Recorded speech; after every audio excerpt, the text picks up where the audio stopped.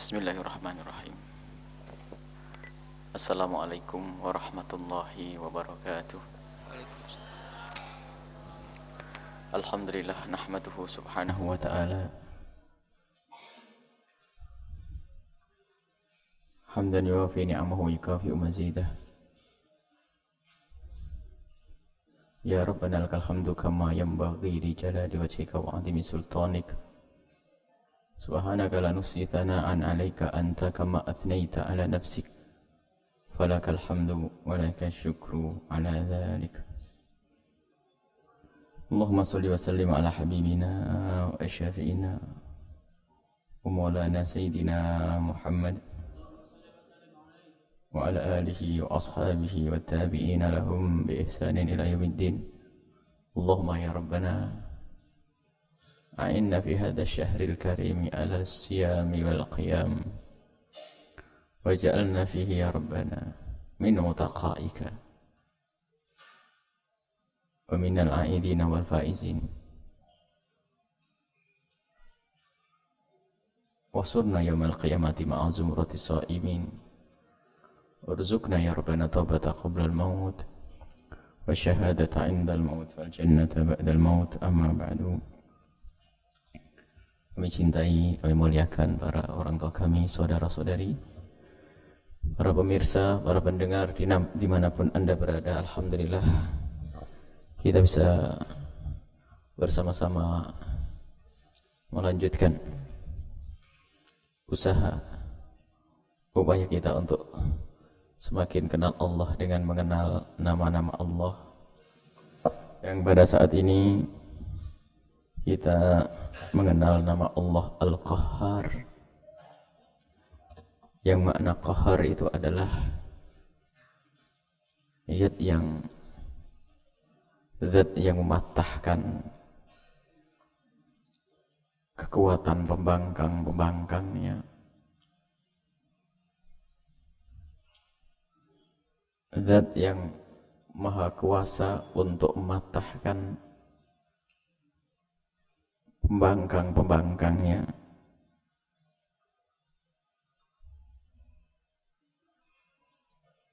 dan zat yang jika berkehendak tidak ada yang bisa menghalanginya.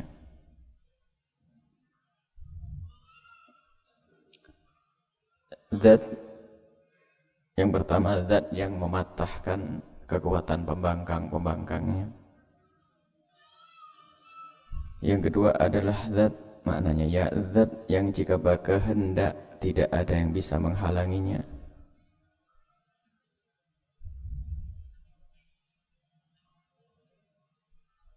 Yang ketiga adalah zat yang tidak ada makhluk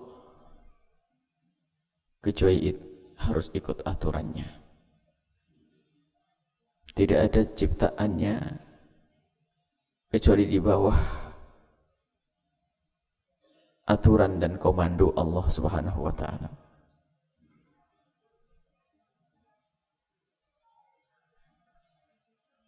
Kisah Fir'aun berakhir menjadi bangkai. Kisah raja-raja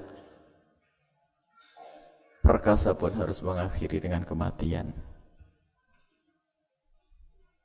Semuanya tunduk dan patuh kepada Allah. Semuanya harus ikut aturan Allah. Qahhar. Dan jika Allah berkehendak, tidak ada yang bisa menghalangi kehendak Allah. Jika Allah menginginkan sesuatu, tidak ada yang bisa menghalang.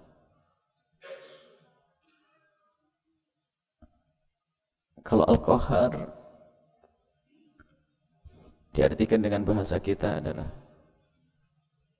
untuk manusia jahat adalah diktator. Untuk bahasa manusia adalah diktator.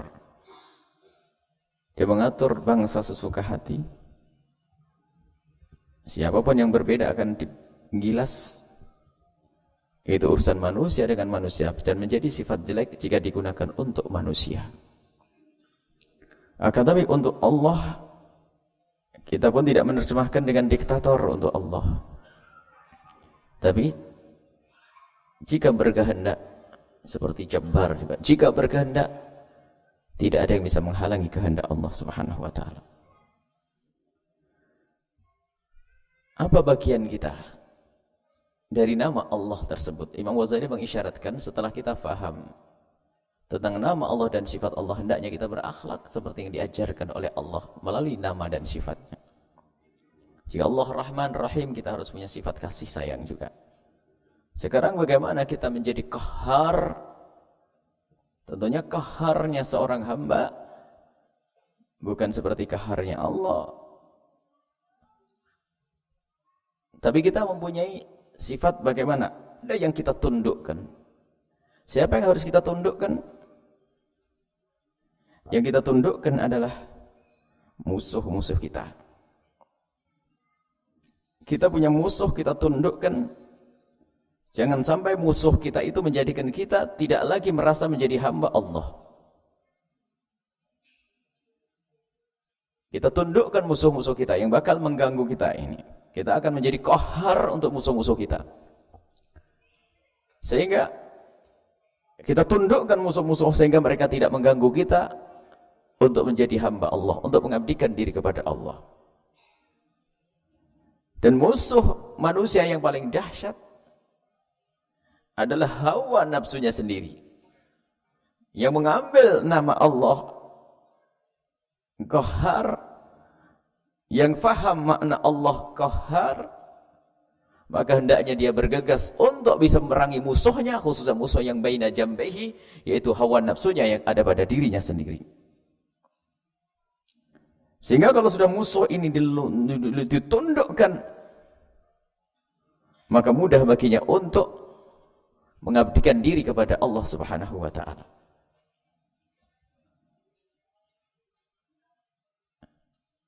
Dan barang siapa yang bisa menundukkan hawa nafsunya, artinya dia menundukkan hawa nafsunya sehingga dia tidak patuh dengan hawa nafsunya, maka dia akan merdeka dari semua manusia, semua makhluk Allah. Dia akan merdeka.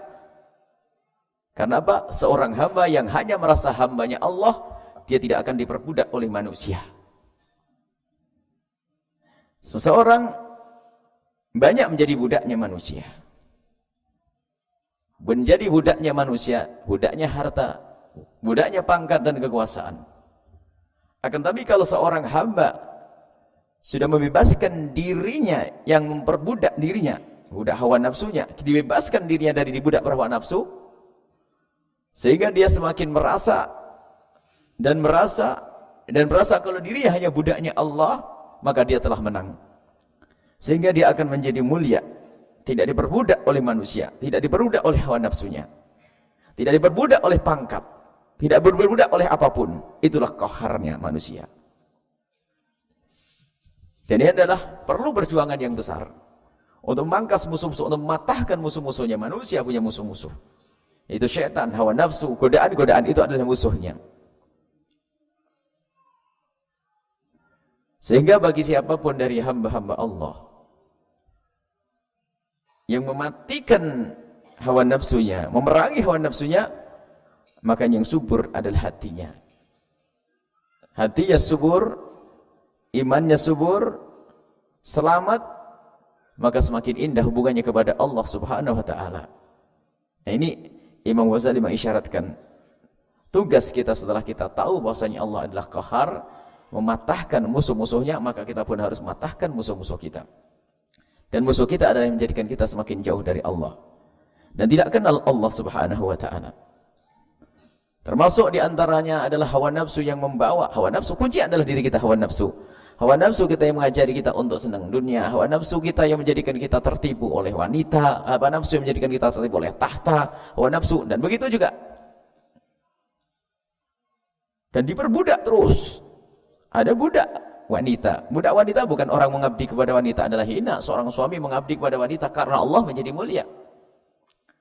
Tetapi yang hanya ngurusi istrinya saja sampai tidak peduli dengan urusan halal haram. Gara-gara istrinya minta begini, ini diperbudak sudah. Sebetulnya adalah dia telah berbudak oleh hawa nafsunya yang tunduk dengan kebatilan yang dihembuskan oleh istrinya, permintaan-permintaan, atau anaknya.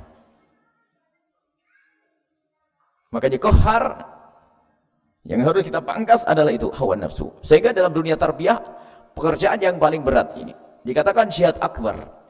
Pekerjaan yang luar biasa dahsyat adalah memerangi hawa nafsu kita. Kita harus kuat. Hawa nafsu kita harus kuat dan kuat memerangi, melawan hawa nafsu kita, sehingga diri kita terbebas dari godaan-godaan musuh-musuh kita murni. Kita akan merasakan diri kita adalah hamba Allah. Dan di saat seorang hamba merasakan dirinya sebagai hamba Allah saja, dia tidak akan diperbudak oleh apapun.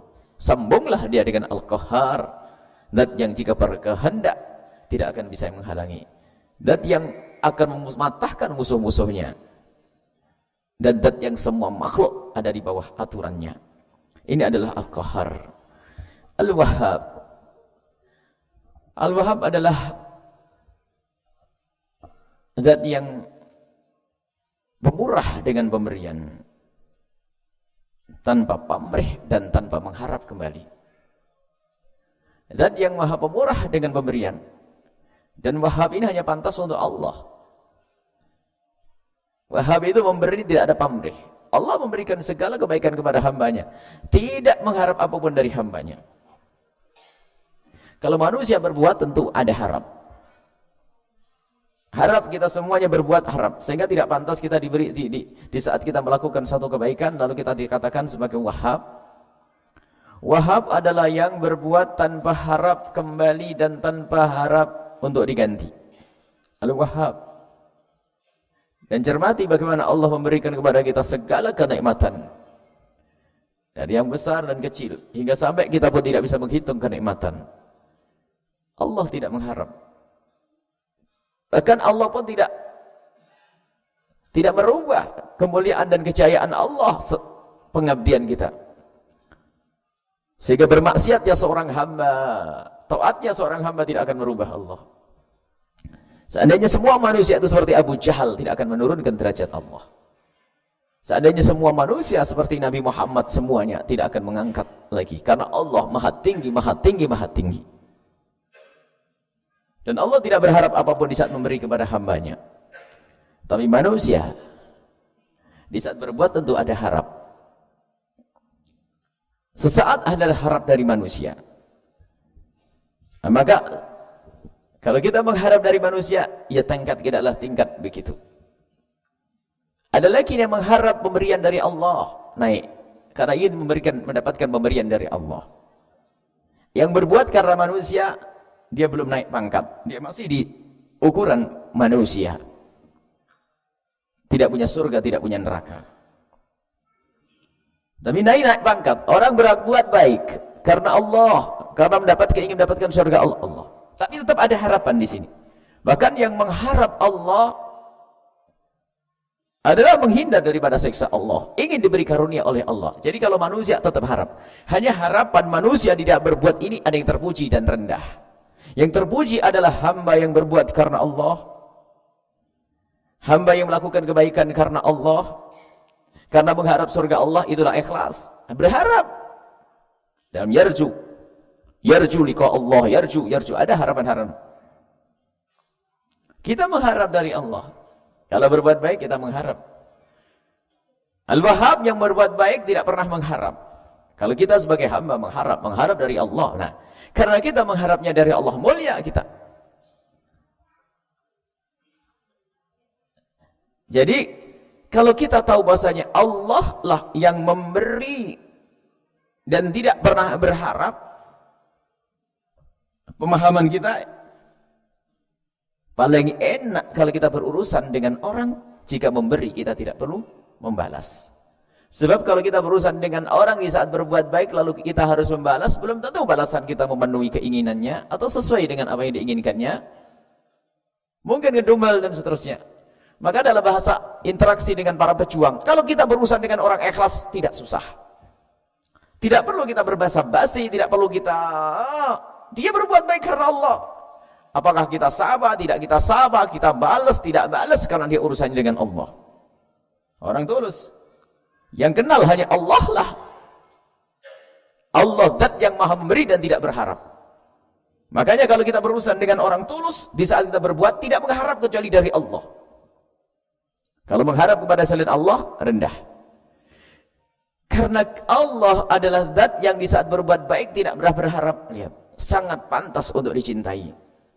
Kita sangat senang dengan orang tulus. Manusia dengan manusia. Kita akan menyanjung seseorang, oh orang itu kalau berbuat baik tidak pernah mengharap. Coba, biarpun tidak mengharap balasan, kita tidak nyaman. Contoh, kita diberi oleh seseorang kebaikan. Tentunya dia menuntut agar kita hormat kepada dia. Sudah gak enak. Dia berbuat baik kepada kita. Saya akan kirim duit kepadamu, tapi syaratnya kamu harus hormat kepada saya loh ya. Sudah gak enak. Saya memberikan kepadamu syaratnya begini. Sudah gak enak. Karena apa? Kalau sudah tanda harap, kita mengharap itu sudah tidak nyaman. Tapi kalau ada orang berbuat baik dengan kita, lihat ketulusan. Dan ini ada martabat. Makanya kenapa hak Allah sangat tinggi. Karena Allah memberikan kepada kita tanpa harap. Martabat selanjutnya apa? Orang tua. Dan disebutkan, wa qadara rabbuka alla ta'budu illa iyyahu wa bil walidaini ihsana. Apa yang diharap oleh seorang tua?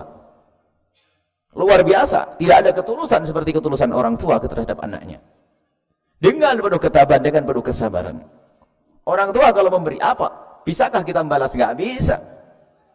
Air susu yang diberikan ketabahan, kesabaran, memandikan, terus menjaga, dan seterusnya, orang tua. Jadi semakin pemberi itu tidak berharap, semakin nyaman kita berurusan dengannya. Bagaimana yang kenal Allah? Yang kenal Allah, Al-Wahhab, kok tidak semakin cinta kepada Allah? Dengan siapapun kalau kita berbuat baik, kok kita mengharap tidak nyaman di hadapan siapapun. Tapi kita akan selalu menyanjung orang, oh orang itu tulus. Dia berbuat baik tidak tanpa pamrih. Kita pun nyaman duduk dengannya.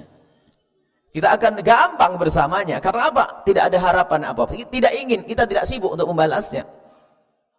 Bagaimana kita dengan Allah? Kalaupun Allah menyuruh kita sholat, itu kepentingan untuk kita. Bukan karena Allah butuh kepada sujud kita, bukan karena Allah butuh kepada sedekah kita, tidak. Itu kepentingan kita agar kita selamat, kita naik pangkat di hadapan Allah. Nah ini, Al-Wahhab, kenalilah Tuhanmu Al-Wahhab. Yang memberi dan memberi tanpa pamrih.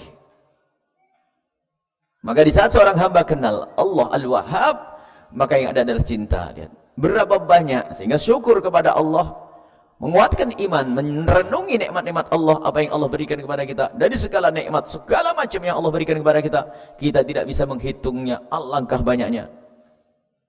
Alangkah banyaknya, dan Allah tidak mengharap. Sehingga di saat seorang hamba mau ngajak hitung-hitungan kepada Allah dalam kisah, seorang hamba dikisahkan mau masuk surga, ternyata Allah mengatakan, masuklah surga engkau dengan rahmatku, dengan kasih sayangku. Sang hamba berkata, ya Allah, aku akan masuk surga dengan amalku. Dan amal sebagai balasan kebaikan Allah. Membalas dengan amalku. Akhirnya baik, kalau begitu wahai malaikat, timbang amal baiknya ini dengan nikmat mata yang aku berikan mulai dari lahir sampai dia mengakhiri kehidupannya. Ternyata dari nikmat mata saja nggak nyambung itu amal baik itu. Nggak ada apa-apanya dibanding nikmat mata yang Allah berikan kepada hamba tersebut. Teramat besar. Jadi kalau hitung-hitungan kepada Allah nggak nyambung. Subhanaka la nuhsi tsana'an 'alaika anta kama athnaita 'ala nafsik. Sanjungan yang kita berikan kepada Allah tidak akan bisa seperti hakikat Allah. Tidak sampai kepada sanjungan yang sesungguhnya untuk Allah. Sanjungan yang kita sampaikan kepada Allah kecil, sedikit. Allah lah yang maha tahu tentang zatnya Allah. Allah lah yang tahu tentang zatnya Allah. Maka sanjungan Allah untuk Allah itulah yang sesungguhnya. Kalau kita mah tidak. Kita menyanjung Allah sesuai dengan pengetahuan kita.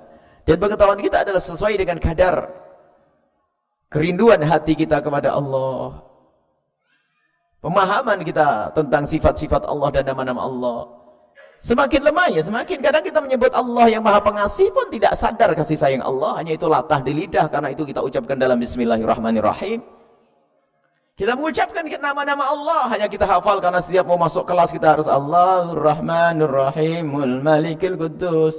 Tidak merasakan di situ.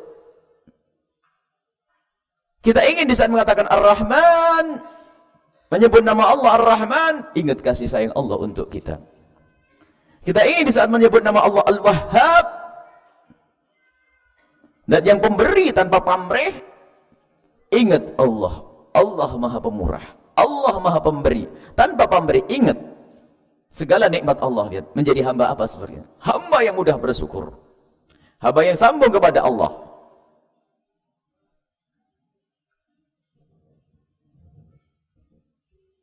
Sehingga sampai derajat seorang hamba di saat berbuat baik.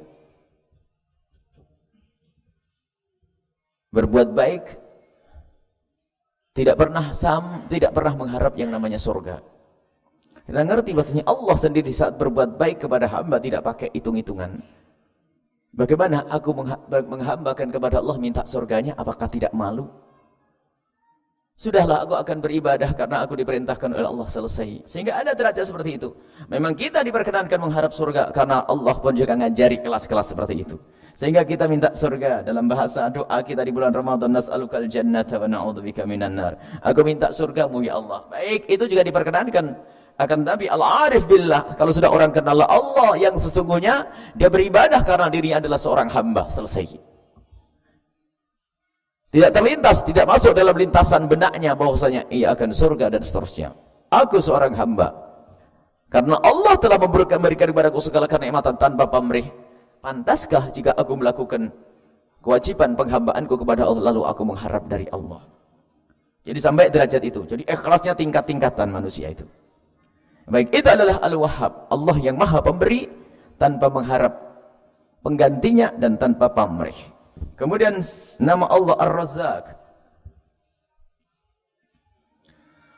Ar-Razzaq itu artinya yang menciptakan rizki-rizki semuanya. Menciptakan rizki dan menyampaikan rizki kepada hamba-hambanya.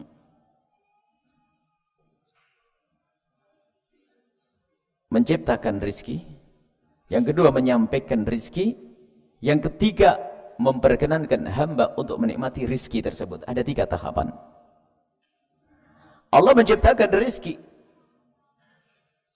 yang kedua menyampaikan kepada hamba tersebut, yang ketiga hamba tersebut menjadi menikmati rizki. Itu Ar-Razzaq. Ar-Razzaq. Dan rizki dari Allah ada 2. Rizki lahir yang bisa kita makan, kita tempati, tidur, minuman, itu ada rizki itu akhir. Untuk badan kita. Tapi yang kedua adalah rizki yang luar biasa dahsyat. Dirindukan oleh semua yang kenal Allah. Adalah makrifat kepada Allah, kenal Allah. Rizki yang paling besar, bukaan syafaat dibukakannya oleh Allah, tabir-tabir. Sehingga di saat disebut neraka tiba-tiba bergetar dia, takut kepada Allah, bisa menitikkan air mata. Membaca ayat Al-Quran menangis. Apa yang menjadikan menangis? Kalau jempolnya digencet, menjerit, nangis, kelihatan jasadnya yang. Akan tapi dia tidak, jasadnya tidak disakiti, akan tapi dia bisa mengucurkan air mata di saat baca Al-Quran. Ini muka syafaat, dibuka oleh Allah dengan baca Al-Quran. Diingatkan kepada kemuliaan-kemuliaan di hadapan Allah nanti dan siksa yang pedih dari Allah jika kita melanggar Allah. Menangislah seorang hamba.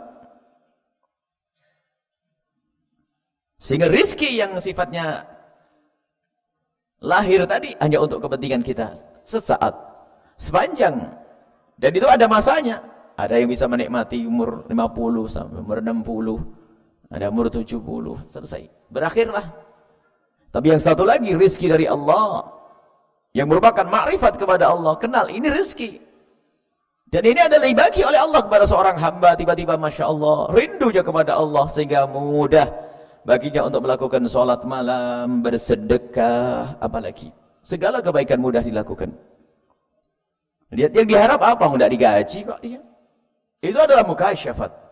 Oleh Allah dibukakan sesuatu yang tidak dilihat oleh mata ini, akan tapi dilihat oleh mata hati, yaitu ridha Allah. Kenapa dia rajin beribadah? Ada apa itu semuanya? Kenapa bangun malam? Kenapa dia melakukan itu semuanya? Apa dikasih duit besok paginya? Tidak ada. Tapi kenyataannya dia seperti itu. adalah diberi oleh Allah sesuatu yang sifatnya rauhani, batin. Dan itu juga rezeki dari Allah Subhanahu wa taala. Dan di antara dua rezeki ini yang paling bagus, yang paling hebat adalah rezeki yang sifatnya batini. Ada bagian dari Allah Subhanahu wa taala tentang kerinduan seorang hamba kepada Allah, kekhusyuan seorang hamba adalah rezeki. Tiba-tiba sholat khusyuk, nyaman, Allah sejuk. Dan Allah yabsutu rizqa liman yasha. Allah akan menghamparkan rizkinya kepada siapapun yang Allah kehendaki. Karena Allah menghamparkan rizkinya baik rizki yang lahir dan batin kepada siapapun yang Allah kehendaki, maka ayo kita bergegas untuk mendapatkan bagian rizki dari Allah Subhanahu wa taala, baik lahir ataupun batin. Makanya kita bertebaran di muka bumi yang juga Allah perintahkan untuk kita mengambil bagian daripada aktivitas di dunia. Agar diberi oleh Allah kehidupan dunia. Ada yang pergi ke sawah, ada yang pergi ke pasar, ada yang pergi ke kantor. Untuk mendapatkan rezeki apa? Rezeki yang hanya untuk bertahan dalam beberapa waktu saja. Tapi ada lagi rezeki yang untuk selamanya. Kau cari atau tidak? Allah yarzuqu liman yasha, yabsutu rizqa liman yasha. Allah akan menghamparkan rezekinya kepada yang Allah sukai. Cari juga itu rezeki batin itu. Dengan berusaha untuk mendekatkan diri Allah kepada Allah, memaksakan dia untuk bisa ngaji, dekat dengan ulama, belajar dan seterusnya, agar mendapatkan rezeki yang sifatnya batin itu.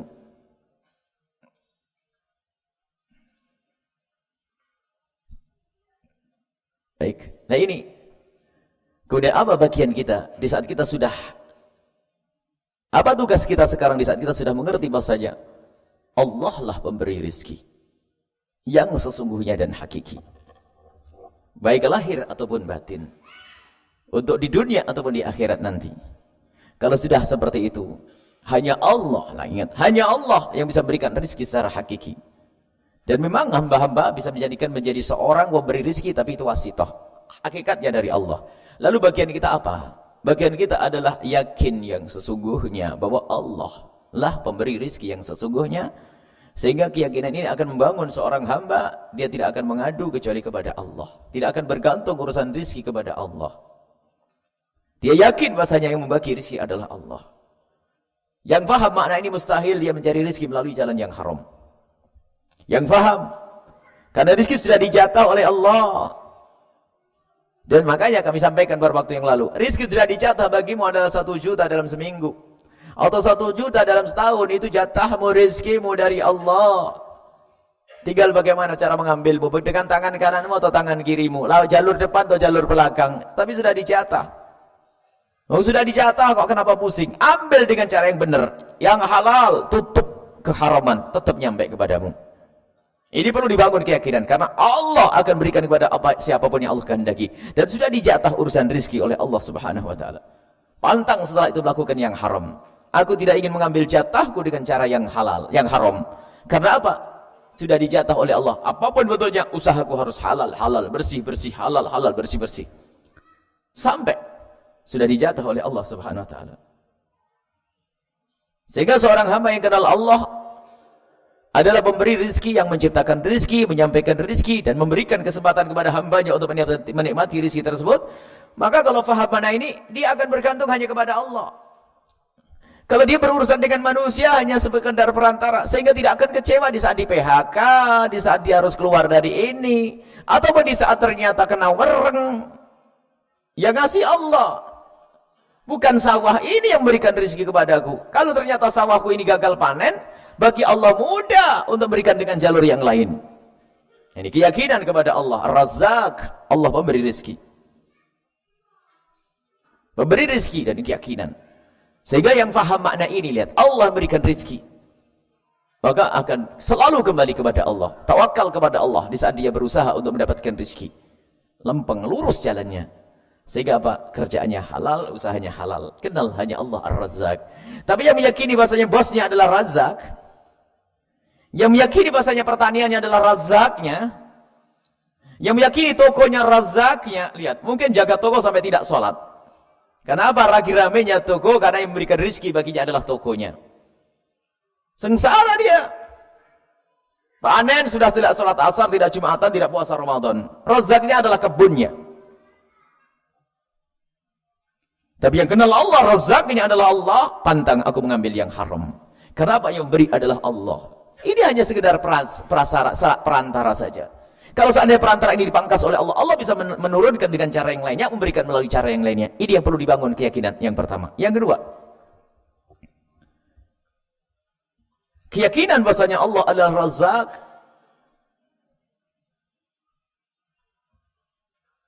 Keyakinan bahasanya Allah lah yang memberi rizki. Maka sebagai seorang hamba yang mulia, tidak cukup dia akan menyambungkan dirinya kepada Allah di dalam ketawakalannya, akan tapi hendaknya dia pun menyambungkan hamba kepada Allah. Ambillah sifat Allah. Ambillah sifat Allah Ar-Razzaq. Masih ingat kalau sifat dinisbatkan kepada Allah dan manusia itu pasti beda. Kalau ini punya kasih sayang, ini punya kasih beda. Seperti manisnya madu dan manisnya gula beda ini. Jangan berarti Rahman Rahim. Artinya khairul razikin, Allah adalah paling bagusnya zat yang memberi rezeki. Artinya ada dari kita yang mendapatkan bagian itu. Nah, bakalnya dari itu, kalau Allah itu Ar-Razzaq yang memberikan kebaikan kepada hambanya, maka hendaknya kita pun memberikan kebaikan kepada hamba. Berusahalah kita untuk menjadi seseorang yang bisa berbagi kepada hambanya. Begitu juga, kalau tadi ada rizki dari Allah, ada dua yang lahir dan batin.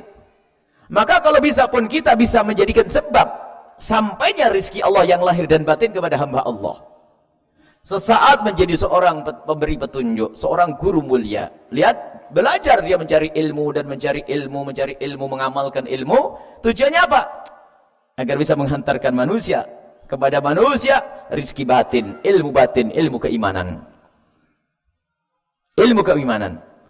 Dan semakin banyak yang dilakukan, semakin dekat dengan Ar-Razzaq, dan yang memberi rizki. Semakin dia banyak perjuangannya, memberikan kebaikan kepada hambanya, semakin dekat kepada Allah Subhanahu wa Ta'ala. Ia berjuang dengan ilmunya dan seterusnya, mengajari orang sampai benar, sampai baik, mengambil bagian daripada nama Allah Ar-Razzaq ini. Dia terus menjadikan sebab sampainya rizki Allah kepada hambanya, rizki yang sifatnya maknawi tadi, maka dia semakin dekat kepada Allah. Begitu juga rizki yang sifatnya lahir, menjadi seorang dermawan, ngumpulkan duit untuk bisa sedekah sana, sedekah sini, bantu sana, bantu sini. Maka semakin banyak yang bisa ia lakukan untuk hamba-hamba Allah, berarti dia semakin dekat dengan Allah Subhanahu wa Ta'ala. Semakin dekat dengan Ar-Razzaq yang hakiki. Kita menjadi Razzaq, memberikan rizki kepada hamba-hamba Allah, semakin banyak yang kita berikan, maka ketahuilah saat itu kita menjadi semakin dekat dengan Ar-Razzaq yang sesungguhnya, yaitu Allah Subhanahu wa Ta'ala. Dan tanyakan kepada diri kita sendiri, bagaimana urusan kita dengan manusia? Urusan dengan manusia, hendaknya kita menjadi sebab kebaikan. Sebab kebaikan sampai kepada mereka. Sehingga Allah sendiri mengatakan, yang paling aku cintai itu semuanya. Yang paling aku cintai di antara kalian adalah yang paling bermanfaat untuk yang lainnya, melalui lidah Nabi SAW. Al-khalqu kulluhum iyalullah, wa ahabbuhum ilallahi anfa'uhum liyalih. Ini semua adalah makhluk Allah,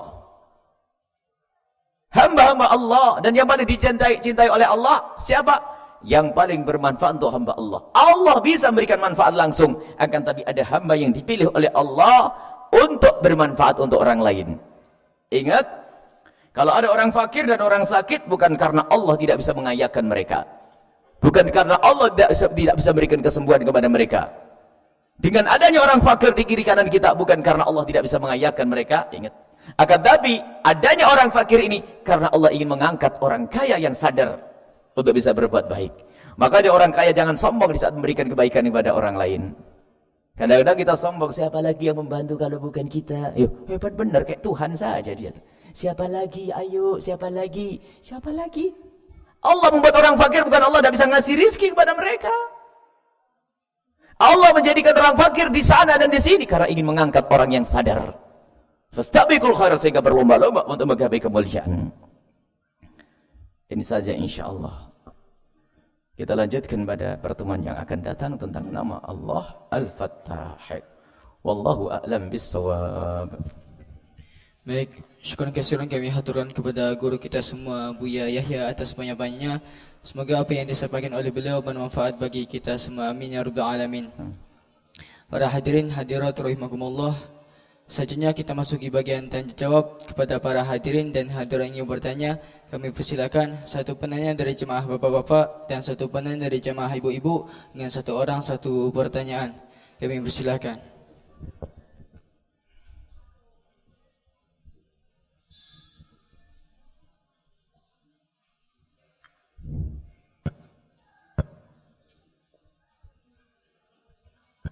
Assalamualaikum warahmatullahi wabarakatuh. Waalaikumsalam warahmatullahi wabarakatuh. Maaf ya, mau bertanya tentang tasyabuh. Karena banyak di sekeliling kita kebiasaan-kebiasaan yang di luar kebiasaan gitu. Apa itu? Tasyabuh, tentang tasyabuh. Jadi apakah ada batasan untuk tasyabuh tersebut? Makasih ya. Ya.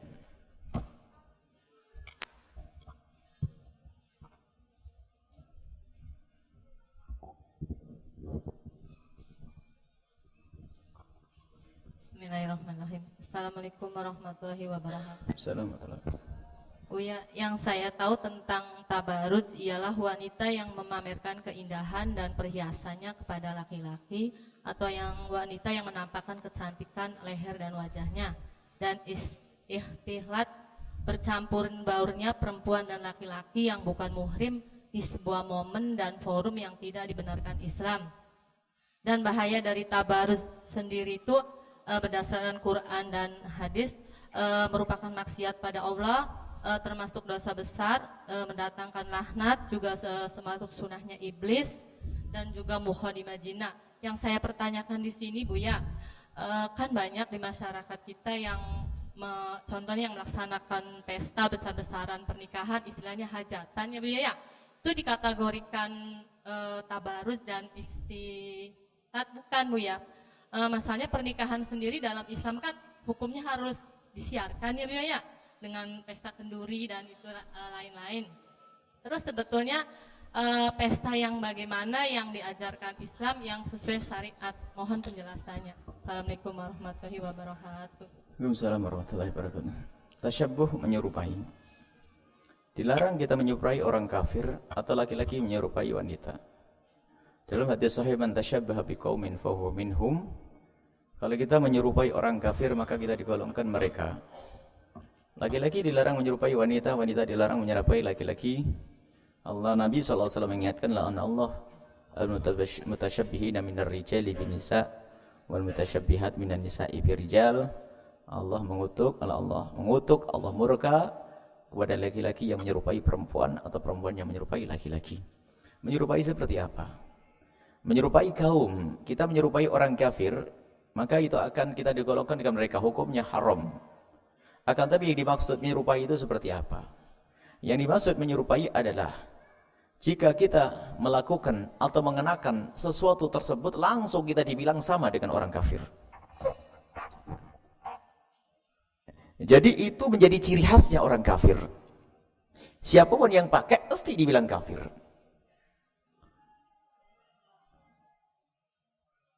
Pasti dibilang kafir.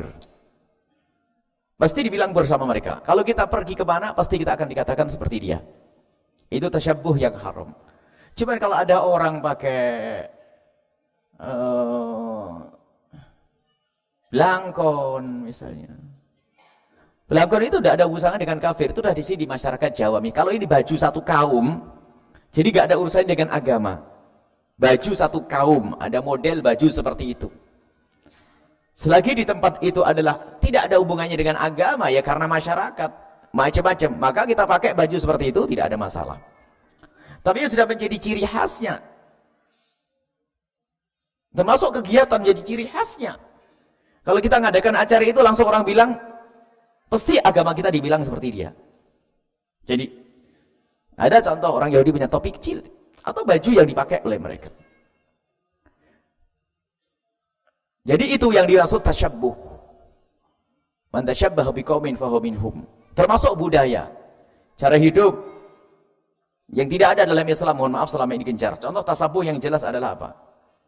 Perayaan Valentine secara kisah tidak pernah ada dalam Islam, biarpun slogannya adalah slogan kesepakatan, cinta, dan cinta itu adalah dirindukan oleh semua orang kafir yang ahli surga, ahli neraka, kenal istilah cinta. Dia pakai gebiar yang luar biasa, cinta. Akan tapi cara-cara ataupun apa yang dimaksud dari itu semuanya, maka ini adalah tasyabbuh biqaumin. Kita ikut merayakannya, menyerupai mereka. Karena di dalam Islam tidak ada. Kalau orang mengadakan itu langsung dibilang, wah ini kelompok itu. Apapun bentuknya. Baju-baju kalau memang itu menjadi ciri khas.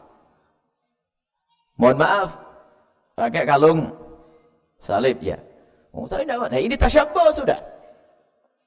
Atau baju yang khusus untuk mereka. Untuk mereka. Kalau baju yang sering dipakai oleh orang pasar, orang sawah, orang ini bukan tasyabbuh. Dan tingkat tasyabbuh ini bermacam-macam. Dulu ada sebagian orang yang sangat keras kalau orang pakai celana dianggap kita menyerupai orang Belanda. Akan tapi sekarang Islam banyak di Belanda. Orang Belanda yang Islam juga pakai celana. Loh gimana ini? Berarti kitanya. Jadi sederhana kalau seperti itu. Sebab di Belanda sana nggak ada orang pakai sarung. Jadi orang Muslim di Belanda yang jumlahnya ribuan semuanya pakai celana. Berarti bukan kekhususan. Berarti nggak ada masalah kalau pakai celana. Kalau ada aturan pondok itu masalah lain. Nah, ini. Tapi sebagian orang keras, oh pakai celana. Orang Belanda pakai celana semua yang Muslim tuh. Bahkan walinya pun pakai celana. Akankah kita katakan mereka menyerupai semuanya? Enggak, karena celana itu adalah budaya masyarakat sana. Celananya begitu. Bahkan di mana New Zealand, laki-laki kayak pakai rok. Nah, itu ada modelnya. Ada model gitu. Ada. Jadi kita harus bisa memilah, tidak serta-merta kita katakan ngikuti. Nah, ini menjadi ciri khas. Kalau biasanya ciri khas itu adalah perayaan, dibarengi dengan perayaan, model-model, ngikuti ulang tahun dengan cara yang aneh-aneh. Di dalam balonnya ada diletuskan ini, ada nama-namanya, tak tahu nanti disco sama ini kan dari itu sudah nggak benar itu. Yaitu tasyabbuh biqaumin fahuwa minhum. Kalau urusan masalah berpakaian dan sebagainya, kita bisa kembalikan pakaian ini di sana sebagai pakaian apa sih? Tanyakan model pakaian yang selama ini kita pakai di negeri itu jadi apa?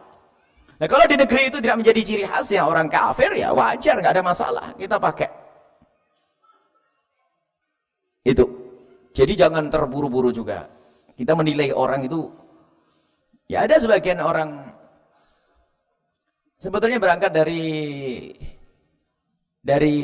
kalau ada ini kaidah ya, kita sambung dengan syariat Nabi Muhammad, dekat dengan Nabi SAW, ingin meniru Nabi SAW, di situ akan terbentuk secara otomatis.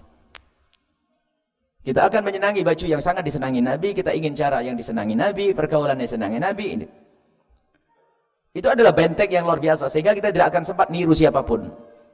Tapi di saat kita tidak ada figur, tidak ada contoh, sehingga kita mencontoh selain Nabi SAW. Kadang di saat kita mencontoh selain Nabi, bisa saja itu dilarang oleh Nabi SAW, termasuk perayaan-perayaan yang selama ini dilakukan oleh umat Nabi Muhammad SAW, padahal itu bukan perayaan kita. Dengan cara yang seperti mereka, itu tasyabbaha biqaumin. Sehingga di dalam bab Valentine kita akan selalu menghadirkan man tasyabbaha biqaumin fahuwa minhum. Kemudian mengikuti kita tuh kadang-kadang. Mengikuti cara hidup mereka, ini yang berbahaya. Ya karena hebatnya propaganda yang mereka suarakan di beberapa media propaganda untuk mengikuti mereka, mulai cari berpakaian, pesta, sampai tadi pernikahan yang ditanyakan, lihat, tidak pernah mengikuti aturan yang diajarkan oleh ulama-ulama dan Nabi Muhammad SAW. Mengikuti tetangganya begitu meriah, tamannya meriah. La tattabi'anna sananal ladzina min qablihim shibran bi shibrin dhira'an bi dhira'in hatta la dakhalu fi hujri dabbin la dakhaltumuh. Modelnya umat Islam ini yang lemah. Dan kelihatannya yang paling lemah itu ya model-model kita. Bangsa kita ini lemah. Umat Islam seharusnya kuat. Kita tuh gampang niru. Jadi cara nirunya itu perlahan, sejengkal demi sejengkal, sedepa demi sedepa, sampai masuk lubang biawak pun kata Rasulullah akan diikuti, lihat. Dandanannya niru orang barat sana tuh. Padahal model kuliah nggak sesuai, hidungnya juga beda. Sehingga malah jadi kayak berdandan ini nggak mikir loh, sangat aneh. Ini dia pakai dandan begitu sudah sangat nggak cocok sudah. Kalau kita ketemu di kelas di WC sudah jerit kita ada jin masuk kamar. Cuman ya begitulah, aneh manusia itu, lihat. Nggak pantas buat dia. Nggak cocok buat dia.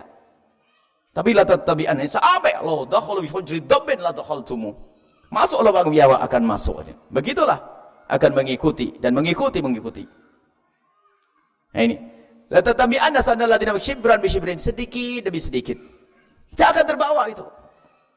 Digambarkan oleh Nabi mengikuti orang lain. Budaya-budaya kafir. Budaya orang yang tidak kenal Allah diikuti perlahan demi perlahan. Dan begitulah budaya anak kita. Dan lihat, hanya kita ini yang mudah ikut-ikutan. Coba. Di Cina ada Imlek, ya kan? Karena orang Cina tidak pernah di Cina itu pengen merayakan acara tahun baru Hijriah. Bahkan tahun baru Masehi pun tidak semua masyarakat Cina mengadakan. Karena apa? Mereka punya budaya sendiri, nggak mau ikut-ikutan. Di Amerika ya adanya tahun baru Masehi, nggak pernah ada pengen ngadakan tahun baru Hijriah. Hanya kita saja yang ikut-ikutan, lihat. Semuanya ikutlah. Udah ini besok tahun baru ini, besok tahun baru ini, besok tahun baru ini. Kita ini yang paling mudah ikut-ikutan, coba. Kita ke negeri-negeri yang lain sana nggak mau ikut-ikutan. Biarpun di negeri Arab yang namanya tahun baru Hijriah juga marak. Tidak kalah maraknya dengan negeri-negeri lain. Tapi tidak pernah orang itu ikut-ikutan. Di Jepang nggak ada tahun baru. Bahkan mungkin tahun baru Masehi juga tidak ada di sebagian masyarakat. Mereka punya tahun baru sendiri. Tapi kalau kita diambil semuanya, lihat. Imlek ikut. Tahun baru Masehi ikut. Tahun baru Hijriah tidur. Ini kan kelemahan kita ini. Coba diperhatikan.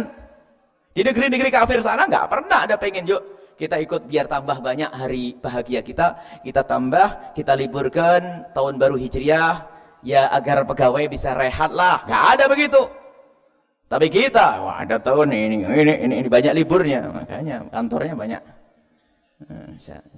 Ini model-model. Kita harus punya pendirian. Jadi tasyabbuh biqaumin. Tasabbuh rijal binisa, menyerupai laki dengan perempuan, perempuan dengan laki-laki adalah haram. Menjadikan dikutuk. Seorang perempuan laki-laki, ada sebagian laki-laki mohon maaf memang cara berjalannya seperti itu. Diciptakan oleh begitu gayanya lemes kayak perempuan ada. Itu tidak. Tapi yang dimain-mainkan. Yang melemes-lemeskan diri. Semoga Allah berikan bimbingan dan hidayah. Tapi kalau tidak dapat hidayah, subhanallah. Perempuan aja tidak kayak begitu gayanya. Perempuan kalau kamu biasa, atau kalau sudah itu yang tasyabuh itu, waduh gayanya melebihi perempuan itu. Kemana-mana cermin, kemana tangannya tuh lenggok-lenggoknya tuh bikin pusing ya, kasihan. Semoga Allah memberikan hidayah kepada mereka. Perempuan tidak kayak begitu. Perempuan kita menemukan wanita biasa-biasa saja.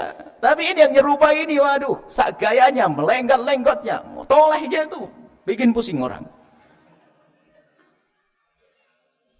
Kita berikan doa untuk mereka. Semoga Allah memberikan petunjuk dan bimbingan.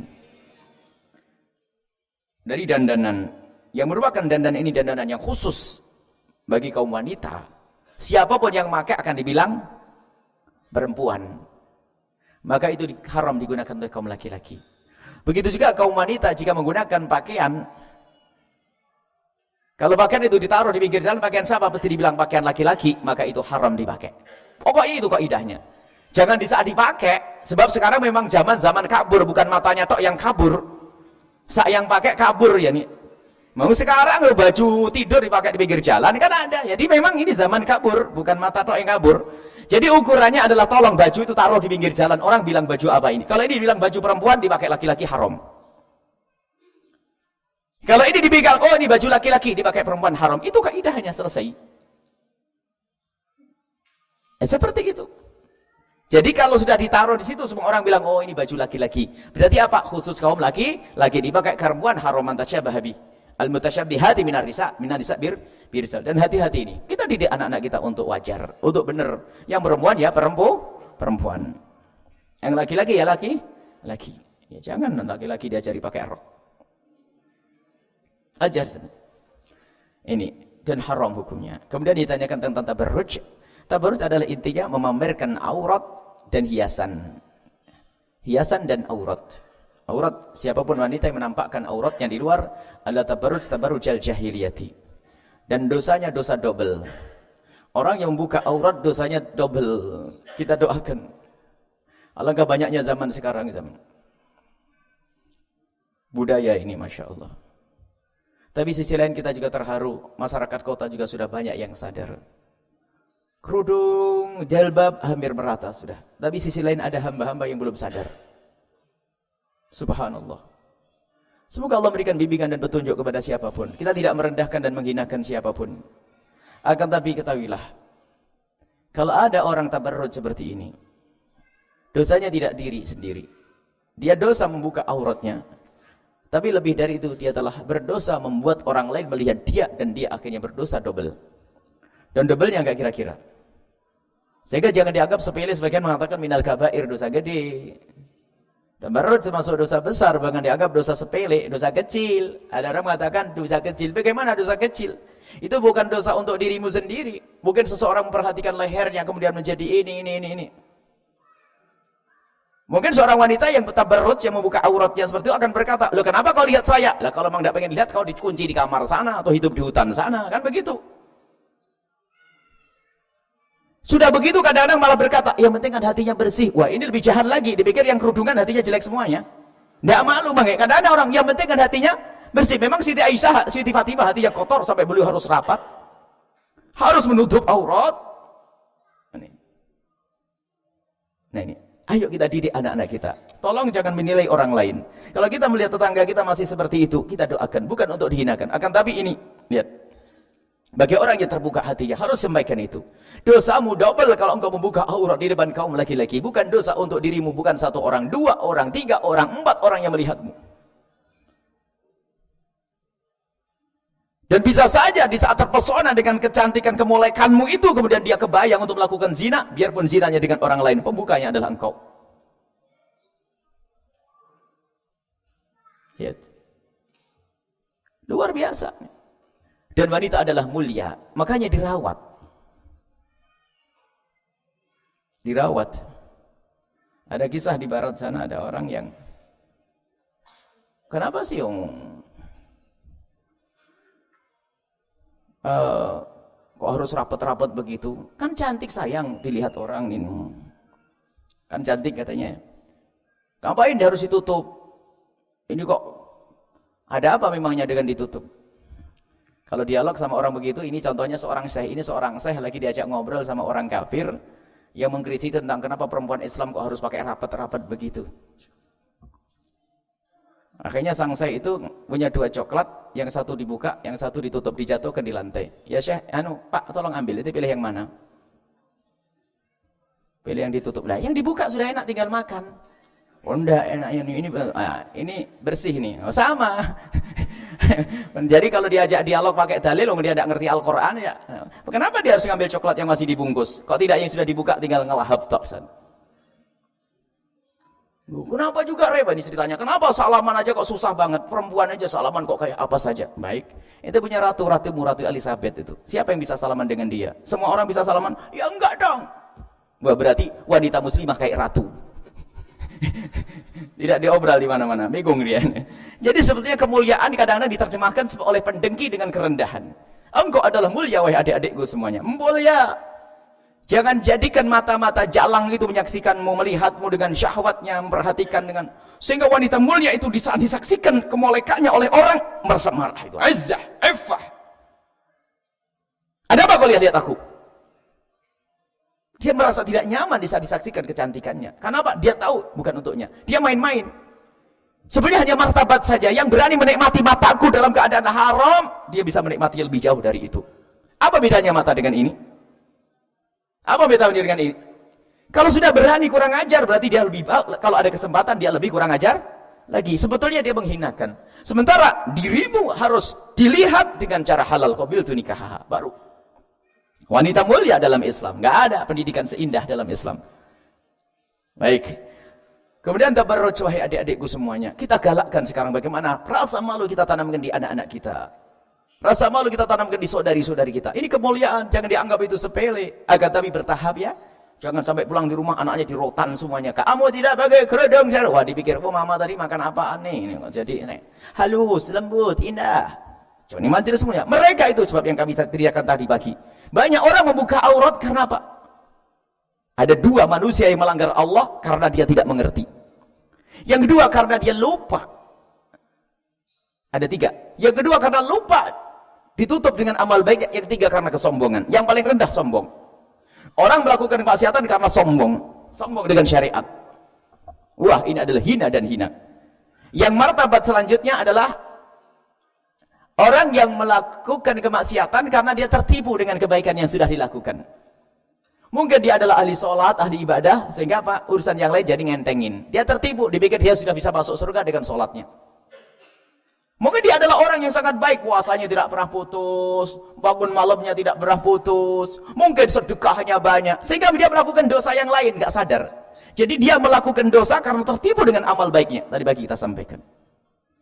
Yang pertama itu sangat mudah, dia melakukan kemaksiatan karena memang tidak mengerti, tidak mau, tidak tahu. Karena lingkungan tidak punya ilmu. Kami kisahkan, kami survei ke satu tempat, survei tanah. Mau lihat tanah untuk pondok pesantren. Setelah kita keluar dari lokasi tanah, rupanya ibu-ibu di kampung itu, yang di pinggir jalan tadi itu, ada berdiri.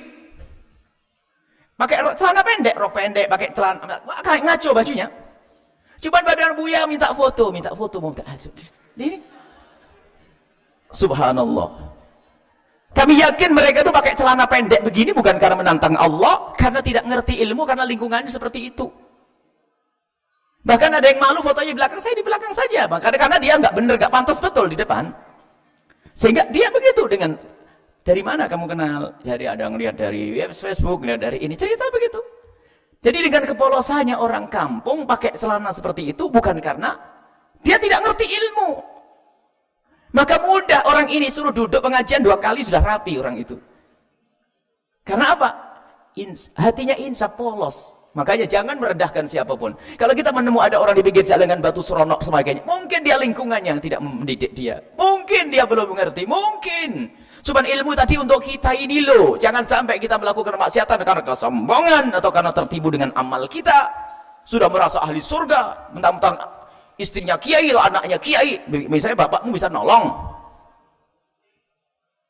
atau dia sudah punya amal baik, saya sudah punya santri banyak 20, kalau santri 20 kan bisa nolong saya, nanti biarin saya dosa-dosa, ya nggak bisa begitu.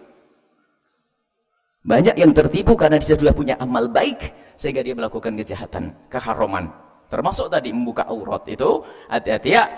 Halus kalau ngajak orang, tapi ingat tabarruj jahiliyah itu yang dimurkai Nabi dan termasuk dosa besar yang demikian itu. Jangan main-main. Kemudian bagaimana urusan pengantin? Pengantin sama, tidak ada. Pengantin adalah qabil itu nikah. Resepsi nyembelih kambing, nyembelih onta boleh, nyembelih apapun boleh, nyembelih kerbau, nyembelih ini boleh. Tapi ingat, resepsi harus islami. Tidak boleh ada yang buka aurat lalu menyaksikannya. Kalau seandainya harus bertemu antara mempelai laki perempuan, kemudian menemui tamu yang wajar. Dan bercampurnya laki dengan perempuan itu ada syarat-syaratnya sehingga menjadi tidak haram. Antara laki dengan perempuan yang bukan mahramnya, mahram ya bukan muhrim, yang bukan mahramnya, lagi perempuan yang bukan mahramnya, itu berduaan mutlak haram. Kalau berduaan yang ketiga adalah iblis. Jika barang-barang begini dengan 5 syarat baru tidak dosa. Syarat yang pertama adalah semuanya menutup aurat. Kalau ada pertemuan kok di situ ada yang tidak menutup aurat, haram semuanya. Ada 5 syarat. Pertemuan ikhtilat ada ikhtilat haram, ada ikhtilat tidak haram. Ikhtilat yang haram bercampur yang haram adalah jika tidak memenuhi 5 syarat. Syarat yang pertama adalah semuanya harus menutup aurat. Yang kedua, matanya sama-sama menjaga. Biarpun menutup aurat, tapi kalau mencari-cari di balik bajunya itu sama iblis itu. Yang ketiga adalah yang diomongin benar. Pakai cadar rapi, yang diomongin porno. Mau apa kira-kira? Tempatnya mulia. Ayo, kita ingin membaca zikir di tempat mabuk-mabukan, zina. Nah, ini apa ya? Yang kelima, tidak boleh dempet-dempetan yang berdesak-desaan, sehingga kita akan menempelkan jasad dengan jasad, karena itu akan lebih dahsyat untuk bangkitkan syahwat. 5, menutup aurat, saling menjaga matanya, kemudian yang dibincangkan baik, yang dibincangkan baik, yang diomongin baik ya. Kemudian tempatnya terhormat, tidak dempet-dempetan. Makanya gini tidak ada masalah laki perempuan ini laki perempuan. Semuanya menutup aurat. Dan alhamdulillah semuanya matanya menjaga. Omongannya pun jelas, nggak dempet-dempetan. Makanya biarpun ziarah Wali Songo, kalau sudah dempet-dempetan, maka lebih baik doa di rumah saja. Ada yang bertanya bagaimana kalau haji dan ini adalah bab lain itu. Orang haji kejadiannya sekali, dan orang dengan ibadah haji akan lupa dengan ini itu banyak kan. Mereka mikir bagaimana segera menyelesaikan kewajiban. Ini adalah masalah lain, banyak dimaafkan di situ, tidak dimaafkan di tempat lain. Baik, ini saja insyaallah.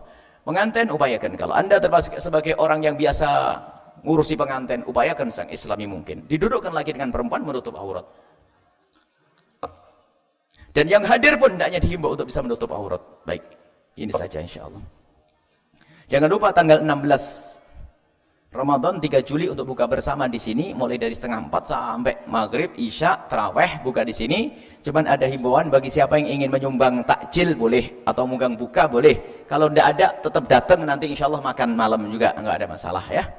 Ini insya Allah yang bantu sudah banyak, hanya ini kita sampaikan barangkali ada yang pengen lebih. Sebab kalau lebih nanti akan kita lempar ke pesantren-pesantren yang lain. Ada beberapa pesantren ini, jangan khawatir.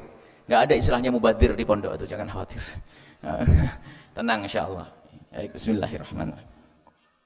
Alhamdulillahirabbil alamin. Allahumma shalli ala sayyidina Muhammad wa ala sayyidina Muhammad. Allahumma arhamna wa la tu'adzimna wansurna wa la tahdhurna wa afina tukrimna wa athirna wa tutla'ina innaka ala kulli qadir. Allahumma ya Allah, muliakan kami di dunia dan di akhirat ya Allah. Muliakan kami di dunia dan di akhirat ya Allah. Jaga iman kami, akidah kami. Ya Allah, ya Allah, ya Allah, berikan kepada hati kami kecintaan, kerinduan kepadamu ya Allah. Jadikan hati kami mengenalmu secara sesungguhnya ya Allah. Zat yang memberi rizki kepada kami, Zat yang menguasai kami, Zat yang harus kami cintai, pemberi nikmat kepada kami ya Allah. Hingga kami tidak lalai, tidak lupa dengan kenikmatan yang kau berikan kepada kami. Ya Allah, wahai Zat yang maha pemberi nikmat. Ya Razzaq, Ya Razzaq, Ya Razzaq, berikan kepada kami rizkimu, lahir dan batin. Lahir dan batin, lahir dan batin di dunia dan di akhirat. Di diri dan keluarga kami ya Allah. Ya Wahhab, Ya Wahhab, karuniakan kepada kami segala kemuliaan ya Allah. Karuniakan kepada kami segala kemuliaan ya Allah. Ya Allah, Engkau Maha tahu tentang kami. Jauhkan kami dari sebab-sebab kehinaan. Ya Allah, mudahkan kami untuk menutup aurat kami. Anak-anak kami, mudahkan mereka untuk menutup aurat mereka ya Allah. Jika ada di antara kami ya Allah, saudara-saudari kami, saudari-saudari kami ya Allah, atau anak-anak kami ya Allah, yang belum menutup aurat mereka ya Allah, kami mohon ampuni mereka ya Allah. Ampuni mereka ya Allah. Ampuni mereka dan berikan kesadaran dan mudahkan mereka untuk menutup aurat mereka ya Allah. Jangan sampai mereka dikagetkan dengan dosa yang banyak sepanjang jalan mereka buka aurat, sepanjang jalan dosa berceceran. Kami tidak ingin itu ya Allah. Ampuni mereka dan berikan kesadaran ya Allah, dan jadikan di esok hari menjadi wanita mulia yang menutup aurat mereka, lahir batin mereka ya Allah. Dan kami mohon berikan kepada semua yang telah menutup aurat mereka, tutup aurat mereka kelak di akhirat, sehingga tidak akan kau hukum dengan dosa-dosanya. Ampuni mereka ya Allah, ya Allah, dan berikan kasih sayangmu kepada kami semuanya ya Allah. Ya Allah, yang berjuang di sini, termasuk yang bekerja di sini ya Allah, yang berjuang di sini ya Allah, berikan kepada mereka ketulusan ya Allah. Keikhlasan, jangan sampai apa mereka lakukan tidak bisa mereka lihat kelak di surga ya Allah. Engkau Maha tahu ya Allah. Siapapun yang masuk tempat ini, angkat derajat mereka. Apakah masuk untuk belajar, masuk untuk bekerja ya Allah. Ada di kiri kanan tempat ini yang bekerja dan bekerja ya Allah. Mereka bekerja untuk tempat yang mulia ya Allah. Jangan sampai mereka hanya mendapatkan uang gaji, akan tapi ya Allah, jadikan apa yang mereka lakukan sebagai amal baik. Setiap muslim yang menginjakkan kakinya di sini menjadi pahala untuk mereka yang bekerja dan mereka yang membantu dan menyumbang ya Allah, dan jadikan semua yang berurusan dengan tempat ini menjadi ahli surgamu ya Allah. Dan kirimkan ke tempat ini orang-orang tulus dan ikhlas ahli surgamu yang bisa berjuang di tempat ini ya Allah. Jaga kami, keluarga kami, anak keturunan kami, masyarakat kami semua ya Allah. Yang sempit rizki lapangkan dengan rizki yang halal penuh berkah. Yang sakit sembuhkan, yang punya hutang mudahkan kami dalam bayar hutang kami. Ampuni orang tua kami dan guru-guru kami semua ya Allah. Panjangkan umur kami dalam ketaatan serta sehat walafiat ya Allah. Panjangkan umur kami dalam ketaatan serta sehat walafiat, dan berikan kepada kami semua ya Allah husnul khatimah, husnul khatimah, mati dalam keadaan iman. Dan kami mohon ya Allah, jadikan ucapan kami di akhir hayat kami kelak. Saat Engkau hendak mencabut nyawa kami ingin saat itu ya Allah, hati dan lidah kami mampu mengucapkan kalimat agung dan mulia, La ilaha illallah Muhammadur Rasulullah, La ilaha illallah Muhammadur Rasulullah, La ilaha illallah Muhammadur Rasulullah sallallahu alaihi wasallam. Rabbana atina fid dunya hasanah wa fil akhirati hasanah wa qina adzabannar. Sallallahu ala sayyidina Muhammadin wa ala alihi washabihi wasallam. Walhamdulillahi rabbil alamin. Al-Fatihah.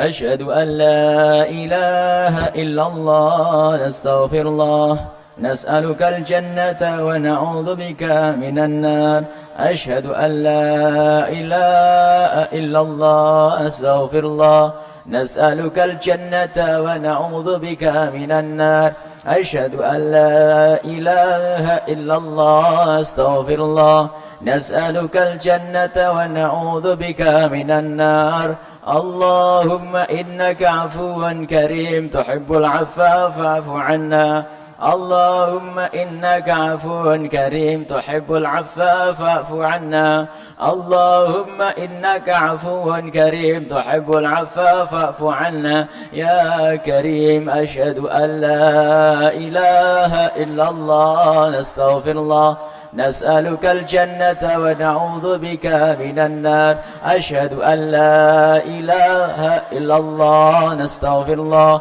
نسألك الجنة ونعوذ بك من النار أشهد أن لا إلا الله نستغفر الله نسألك الجنة ونعوذ بك من النار اللهم إنك عفو كريم تحب العفو فاعف عنا اللهم إنك عفو كريم تحب العفو فاعف عنا اللهم إنك عفو كريم تحب العفو فاعف عنا يا كريم أشهد أن لا إله إلا الله نستغفر الله نسألك الجنة ونعوذ بك من النار أشهد أن لا إله إلا الله نستغفر الله نسألك الجنة ونعوذ بك من النار أشهد أن لا إله إلا الله نستغفر الله نسألك الجنة ونعوذ بك من النار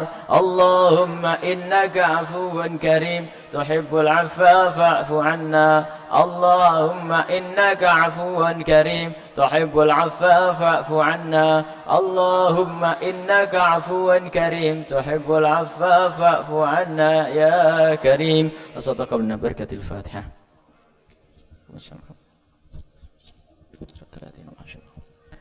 Terima kasih, mohon maaf untuk selalu wabillahi taufiq hidayah. Assalamualaikum warahmatullahi wabarakatuh.